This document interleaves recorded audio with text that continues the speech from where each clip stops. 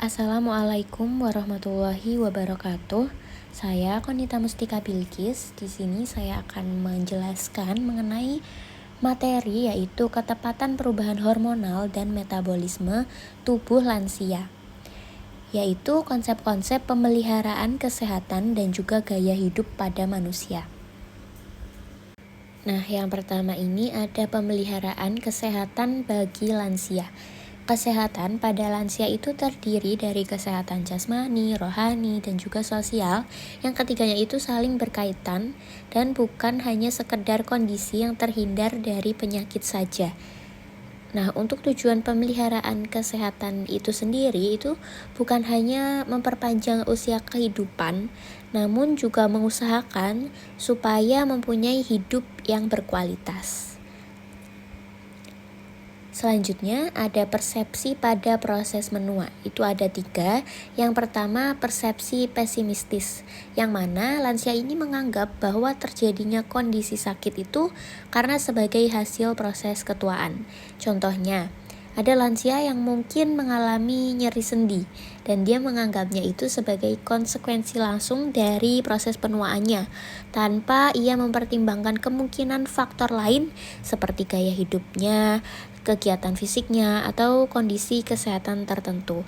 Nah, mereka itu merasa bahwa sakit yang dialami itu bagian alami dari proses penuaan tanpa menyadari bahwa tindakan seperti olahraga teratur atau penyusuan pola makan itu bisa membantu mengurangi gejala tersebut. Yang selanjutnya ada persepsi optimistis, yang mana lansia ini menganggap bahwa dirinya itu selalu berada dalam kondisi kesehatan yang baik tanpa dia mau menerima adanya penurunan kapasitas fungsional yang normal akibat proses ketuaan. Contohnya pada lansia ini dia itu tetap optimis mengenai kondisi kesehatannya, bahkan enggan mengakui bahwa dirinya ada penurunan kapasitas fungsional. Nah, mereka itu mungkin saja menolak untuk menggunakan alat bantu kesehatan, mengubah kebiasaan makan, atau bahkan mereka tidak mau mengakui bahwa dirinya itu sebetulnya butuh bantuan. Nah, hal ini itu bisa disebabkan karena adanya rasa bangga, ketidaknyamanan terhadap penerimaan perubahan, atau kurangnya pemahaman akan manfaat perawatan yang sebenarnya itu tepat sesuai dengan tahap penuaan mereka. Jadi biasanya lansia ini itu menganggap bahwa nggak apa-apa, nanti juga sembuh sendiri seperti itu. Nah, yang ketiga ada persepsi realistis, yang mana lansia ini mau menerima penurunan fungsional mereka karena proses ketuaan dan juga tetap mengenal dan juga menggali potensi lain yang masih dimilikinya tanpa memandang potensi tersebut besar atau kecil. Contohnya, seorang lansia yang meskipun mereka itu mengalami penurunan fungsional karena penuaan, tapi mereka tetap ingin terlibat dalam kegiatan sosial dan juga seni misalnya. Mereka mungkin bergabung dengan klub buku, berpartisipasi dengan kelompok seni, atau bahkan menjadi mentor bagi generasi-generasi muda. Nah, lansia ini tuh sadar bahwa adanya perubahan fisik, namun mereka tetap aktif mencari dan juga menggali potensi lainnya yang ada pada dirinya. Bahkan menciptakan pengalaman yang bermakna serta membangun koneksi positif dengan lingkungan sekitar mereka.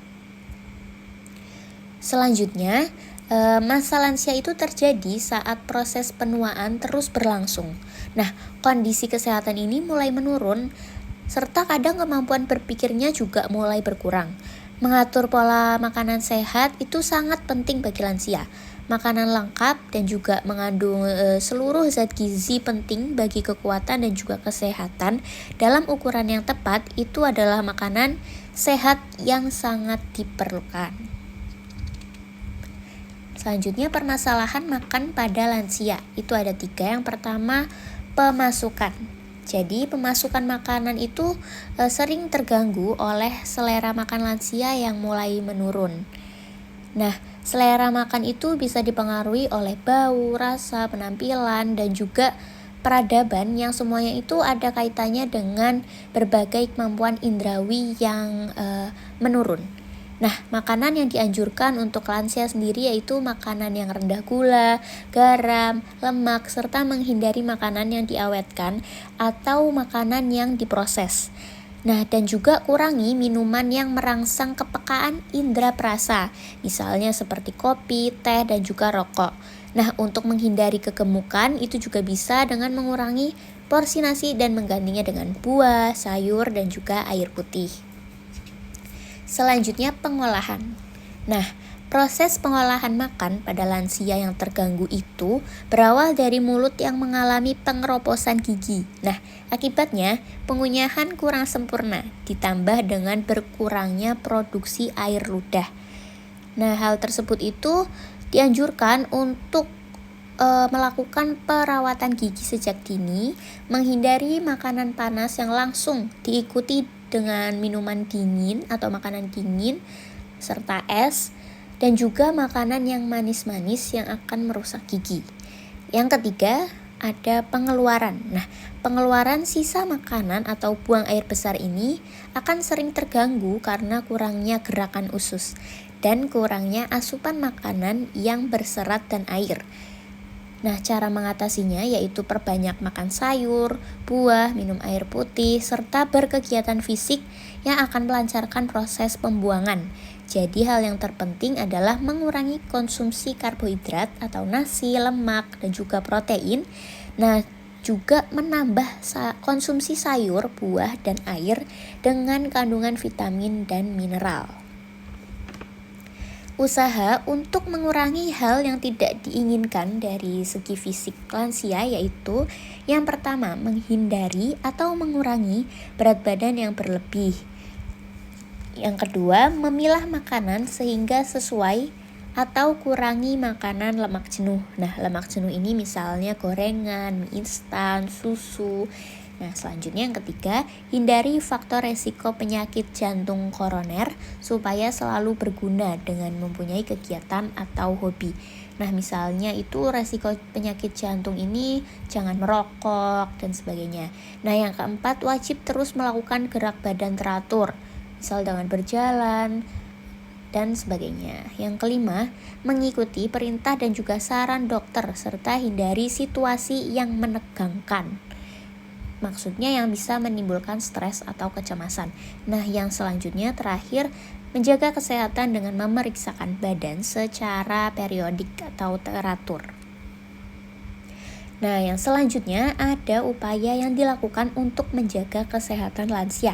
Yang pertama, meningkatkan kesadaran para lansia untuk membina sendiri kesehatannya. Yang kedua, meningkatkan kemampuan dan peran keluarga dan juga masyarakat dalam memahami dan mengatasi kesehatan lansia. Yang ketiga, meningkatkan jenis dan jangkauan pelayanan kesehatan. Yang keempat, meningkatkan mutu pelayanan kesehatan bagi lansia.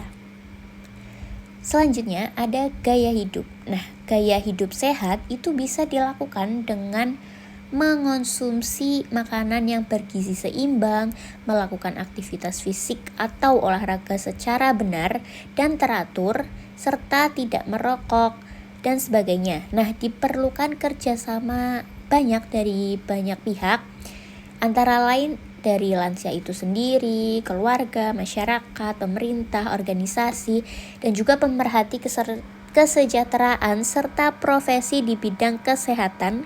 Yang lebih penting itu adalah peran serta aktif dari lansia itu sendiri dan juga keluarga dalam melaksanakan gaya hidup sehat.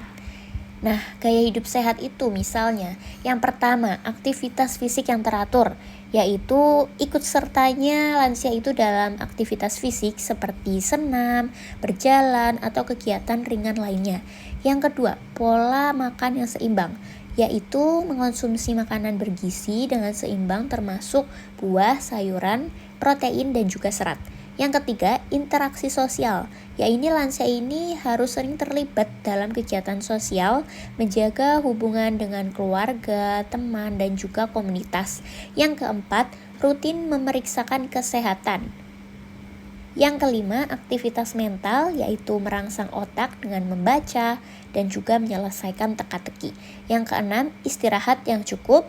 Yang ketujuh, hindari kebiasaan berbahaya seperti menjauhi rokok, mengontrol konsumsi alkohol, dan juga menghindari penggunaan obat-obatan tanpa resep medis. Selanjutnya, konsultasi dengan dokter, yaitu berkonsultasi secara teratur dengan dokter untuk mendapatkan panduan kesehatan yang sesuai dengan kondisi lansianya masing-masing. Nah, sekian presentasi atau pemaparan materi dari saya.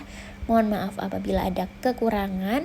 Terima kasih. Wassalamualaikum warahmatullahi wabarakatuh.